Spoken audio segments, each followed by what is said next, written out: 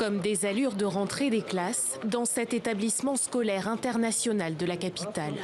Ces élèves retrouvent leurs camarades et leurs professeurs pour la première fois depuis 4 semaines.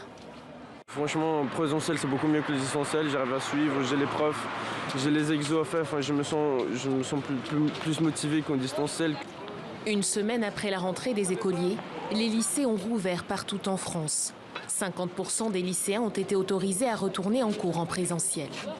Même régime pour les collégiens de 4e et 3e. Seule la moitié d'entre eux est retournée en classe ce lundi matin, dans les 15 départements les plus touchés par la pandémie. Cette première phase de déconfinement marque aussi la fin des contrôles pour tous les Français. Fin de l'attestation et des restrictions de déplacement en journée dans un rayon de 10 km et d'une région à une autre. Cet avant-goût de liberté non conditionnée aux indicateurs sanitaires ne rassure pas tout le monde. Certains habitants sont sceptiques. On va respirer un petit peu plus, donc c'est bien, mais en même temps je suis un petit peu étonnée parce que les chiffres n'ont pas l'air forcément très positifs. Enfin voilà, ça reste des chiffres élevés. On est encore quand même méchamment dans la crise, on fait plaisir aux gens, on leur annonce des choses pour calmer, soit, mais ça me paraît pas très sérieux. Il faudra attendre le 19 mai pour la deuxième étape de déconfinement.